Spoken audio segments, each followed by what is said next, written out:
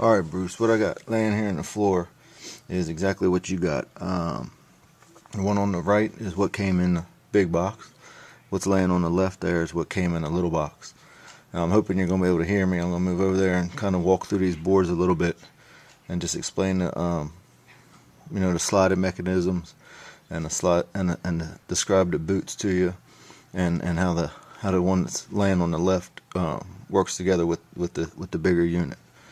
So hopefully this will kind of address some of those issues. And then after that, I'll go ahead and talk about a little bit about how the boots can be used to regulate the amount of load, and kind of control guys' loads and things like that too. So I'll go into a few details with a few things, but let me go ahead and just show you the board here real quick. All right. So you said that you were able to get this apart. You were able to loosen these knobs. These two slide open. The only reason that these are here to slide is because we want to be able to, what I was trying to do was get it so I have two sets all in the same thing. So basically, like in your situation, it really doesn't matter as much. But like if you were in your facility up in Michigan, when you walk into the cage, you can just carry both things in at the same time. So really, the only reason this has to slide is for a convenience issue. So these slide to release the long rocker set, and like I was telling you on the phone, right when we got ready to hang up, these only slide so that this part is hidden inside here, so that when you're using the long rocker set, if these were all the way out here, if they were already slid out here, then they would contact the ground without these boots in there. They would contact the ground before you got to the edge of this long rock. So the only reason they slide is for a locking mechanism to hold this in place. So it slides to hold this down, and it slides to release it. And after it's released, then this is the important part. You got to make sure you slide these all the way to the end and then tighten them back up. Because if you don't, then you're going to pop a wheelie and somebody has a tendency to be likely for them to fall off. So when Delano said that he likes using the flat one a lot, this is what he was referencing when he said the flat one. Even though it's not flat. I think he's just kind of referencing the fact that it's not this long rocker set. So he said he uses this one a lot, but make sure that these are slid all the way to the end. The only reason they slide is just to use it as a locking mechanism and to get them out here. So otherwise, you're just using this board for straight line hitting.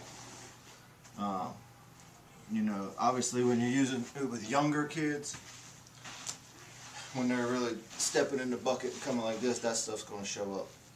But with the guys you're using it with, and the kind of stuff that Snyder referenced in that video that I had of him, it's the little subtle muscle fire stuff that when he gets done in swing, just the little subtle stuff that he's balancing. That's what's creating that muscle memory and giving them a firm foundation and feeling like they're screwed in the ground when they're using it. So it's just coming through, finishing everything up, and just feeling where their weight is, where their weight is distributed, and then just that little kind of like that little muscle workout thing that they're going to get from it. But obviously, if anything's not coming in a straight line, that's going to be highlighted and show up. So when Delano referenced the flat board, this is the one he was referencing. So as you can see, when we're using a flat board, if somebody only got this unit and didn't pay for the extra top, which I sent to you, then this piece right here, these long rockers, would just be sitting to the side wasted.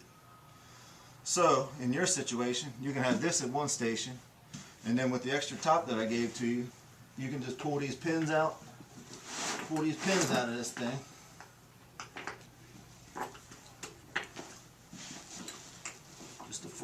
Just the four pins. Pull them out.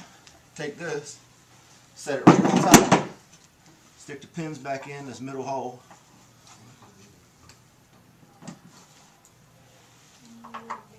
And what you got is what you started with, except now you don't ever have to do anything to access this board. This board now stands alone, and now the long rocker set stands alone.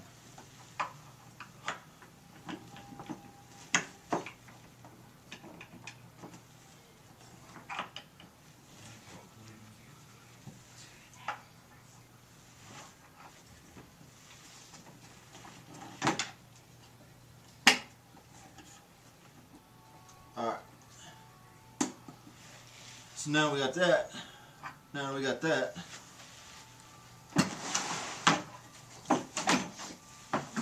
By combining what you got in the big box with what you got in the little box, now you got both things, and you don't have to switch them back and forth. That's the only thing. That's the only reason those things slide.